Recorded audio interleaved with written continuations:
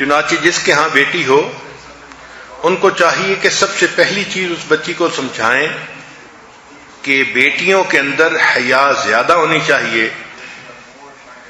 اور ان کو پاک دامنی کی زندگی کی ترغیب دینی چاہیے۔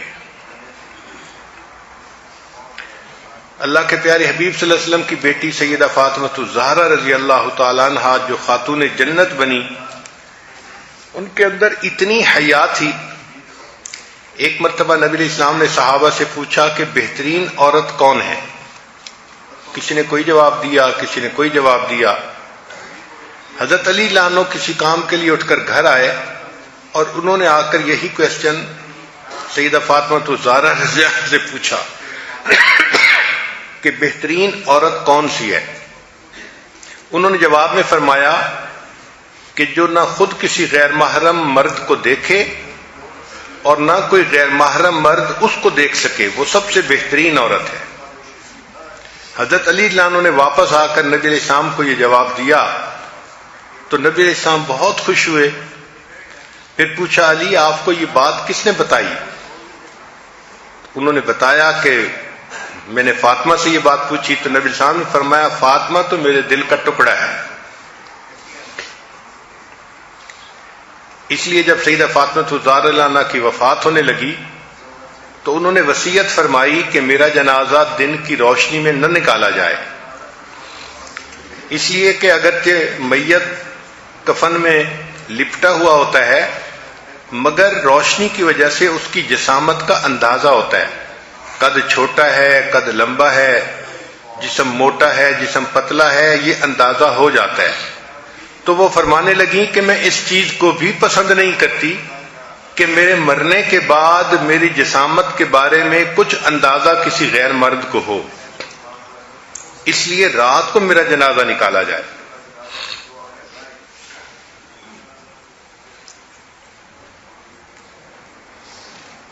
سیدہ عائشہ صدیقہ رضی اللہ تعالی عنہا سیدنا صدیق اکبر اللہ عنہ کی لاڈلی بیٹی تھیں اور اللہ رب العزت نے ان کو ایسی حیا دی تھی، ان کی پاکیزگی کا اندازہ لگانا ہو تو اس بات سے لگائیں کہ ان کا نکاح اللہ کے حبیب صلی اللہ علیہ وسلم سے ہوا، اور اللہ فرماتے ہیں الطیبات للطیبین کہ پاکیزہ مردوں کے لیے پاکیزہ عورتیں۔ تو سیدہ صدیق عنہا کی پاکیزگی کا اندازہ لگانا ہو تو نبی علیہ السلام کی پاکیزگی کا تصور کیجئے۔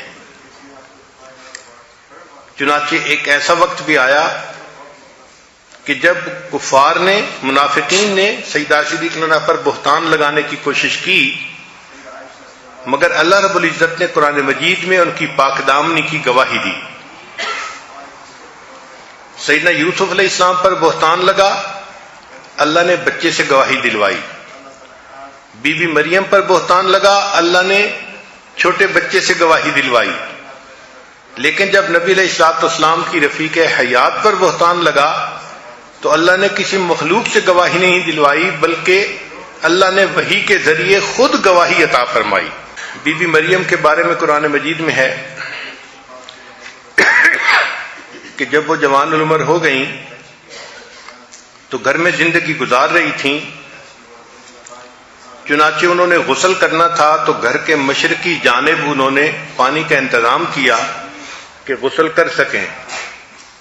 اس وقت جب وہ پردے کے اندر تھیں، اللہ تعالیٰ نے جبریل علیہ السلام کو بھیجا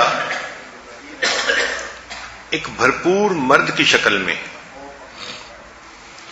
جب بی بی مریم نے اچانک ایک مرد کو دیکھا تو قالت انی اعوذ بالرحمن منک ان کنت تقیا، کہ میں تو اللہ کی پناہ مانگتی ہوں۔ بی بی مریم کوئی آج کے دور کی بگڑی ہوئی بیگم نہیں تھی کہ غیر محرم مرد کو دیکھتی تو مسکراہٹ سے استقبال کرتی۔ وہ پاکیزہ زندگی گزارنے والی تھی، پاک دامن تھی۔ چنانچہ وہ گھبرا گئی کہ ایسے وقت میں ایک غیر مرد کہاں آ گیا۔ جبریل علیہ السلام نے جب دیکھا کہ بی بی مریم گھبرا گئی ہیں تو انہوں نے کہا کہ انما انا رسول ربک، کہ میں تمہارے رب کا نمائندہ ہوں لِأَهَبَ لَكِ غُلَامًا زَكِيًّا، تاکہ تمہیں نیک بیٹا ملے۔ اب بی بی مریم مطمئن ہونے کی بجائے اور گھبرا گئی، یعنی گھبراہٹ بڑھ گئی کہ ایک تو مرد کو میں نے دیکھا اور دوسرا وہ مرد کہہ رہا ہے کہ تمہارا بیٹا ہوگا، اور بیٹا ہو نہیں سکتا چونکہ بیٹے کا کوئی سبب موجود نہیں۔ تو انہوں نے فرمایا انا یکون لی غلام، میرا بیٹا کیسے ہو سکتا ہے؟ ولم یمسسنی بشر، نہ تو کسی مرد نے مجھے ہاتھ لگایا، ولم اکو بغیہ، اور نہ میں کوئی بد کردار ہوں۔ بی بی مریم جانتی تھی کہ بچے ہونے کے سبب دو ہوتے ہیں، یا تو نکاح کی وجہ سے ہوتا ہے ورنہ پھر زنا کی وجہ سے ہوتا ہے، اور یہ دونوں اسباب موجود نہیں تھے۔ تو اس لیے انہوں نے کہا کہ میرا بیٹا کیسے ہو سکتا ہے؟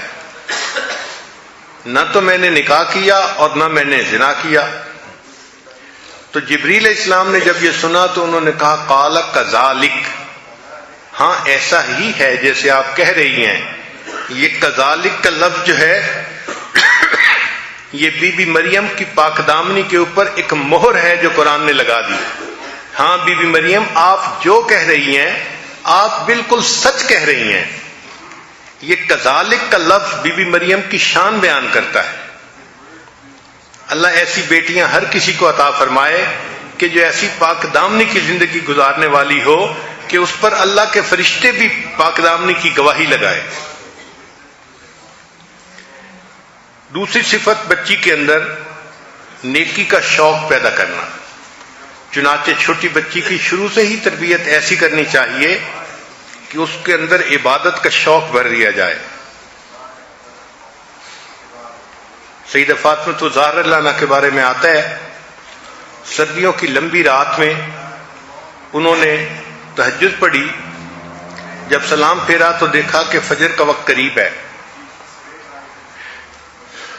تو دعا مانگنے لگی اور دعا مانگتے مانگتے روئیں اور کہا کہ اللہ میں نے تو 2 ہی رکعت کی نیت باندھی تھی، تیری راتیں کتنی چھوٹی ہیں کہ 2 رکعت میں تیری ساری رات ہی ختم ہو گئی۔ پھر تیسرا، اس بچی کو خدمت کا جذبہ پیدا کرنا چاہیے۔ اللہ تعالیٰ نے مردوں کو عبادت کے ذریعے سے جنت دینی ہے، عورتوں کو خدمت کے ذریعے سے جنت دینی ہے۔ چنانچہ حدیث مبارکہ میں ہے کہ جو عورت اس طرح فوت ہو کہ فرائض پر عمل کرنے والی ہو اور اس کا خامند اس سے خوش ہو تو اللہ تعالیٰ اس کے لیے جنت کے دروازے کو کھول دیں گے، وہ سیدھی جنت جائے گی۔ تو بچیوں کے اندر خدمت کا جذبہ پیدا کرنا چاہیے۔ ہم نے دیکھا ہے کہ چھوٹی بچیوں کے اندر فطری طور پر یہ جذبہ موجود ہوتا ہے، بس اس کو تھوڑا ڈائریکٹ کرنا پڑتا ہے۔ پھر بچیوں کو استقامت سکھانی چاہیے کہ حالات کی اونچ نیچ جیسی بھی ہو وہ نیکی کے اوپر جمی رہیں۔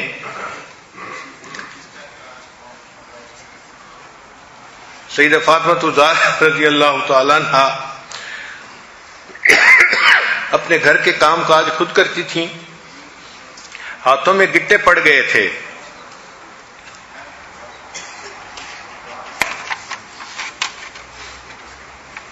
پھر ایک چیز بچیوں کو اور سکھانی چاہیے،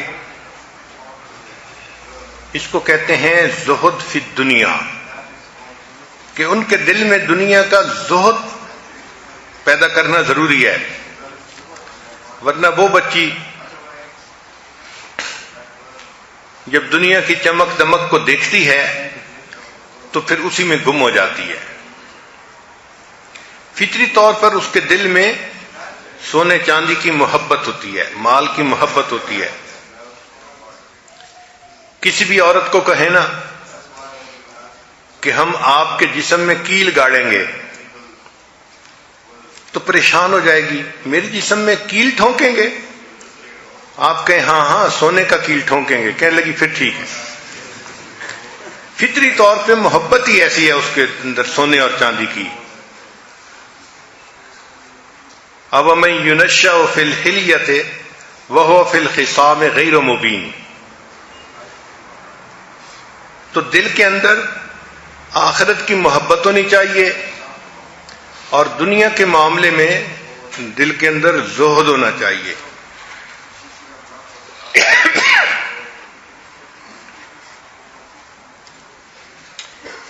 بچی کی تعلیم کا بہت خیال رکھنا چاہیے تاکہ وہ بچی پڑھ لکھ کر سمجھدار بن کر زندگی گزار سکے. شریعت نے کہا کہ عورت ناقص العقل ہوتی ہے.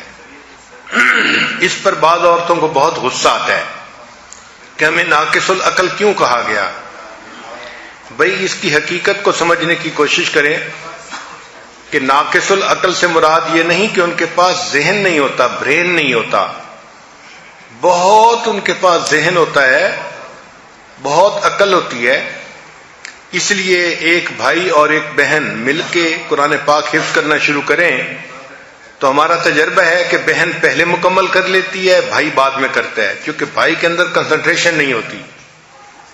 تو عورتیں بہت ذہین ہوتی ہیں، اس میں کوئی شک نہیں ہے، مگر ایک ان کے اندر کمزوری ہوتی ہے کہ جذبات کے اندر بہہ جاتی ہیں، ایموشنلی بلیک میل ہو جاتی ہیں. ان کے جو قوت فیصلہ ہے وہ بڑی کمزور ہوتی ہے. وہ ہمیشہ جذباتی فیصلے کرتی ہیں اور الٹے سیدھے فیصلے کر جاتی ہیں. چونکہ الٹے سیدھے فیصلے کر لیتی ہیں اس لیے شریعت نے کہا کہ عورت ناقص العقل ہوتی ہے. اور عورتیں خود اس بات کو تسلیم کرتی ہیں کہ واقعی ہمارے فیصلے ایسے ہی ہوتے ہیں. خوش ہوتی ہیں کسی سے تو اس کا دل چاہتا ہے کہ بس ساری دنیا میں کوئی نہ ہو، بس ایک یہ انسان ہو جو زمین کے اوپر چل رہا ہو. اور اگر اسی سے تھوڑی دیر میں خفا ہوں گی تو کہیں گی نہیں، بس یہ میرے سامنے زمین کے اندر دفن ہی ہو جائے، اس کا وجود برداشت نہیں ہوتا. تو یہ جو جذباتی فیصلے ہیں اس وجہ سے شریعت نے ان کو ناقص العقل کہا گیا.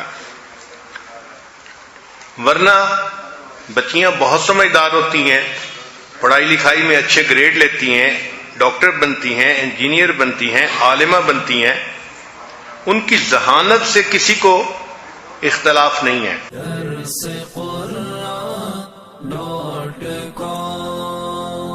www.darsequran.com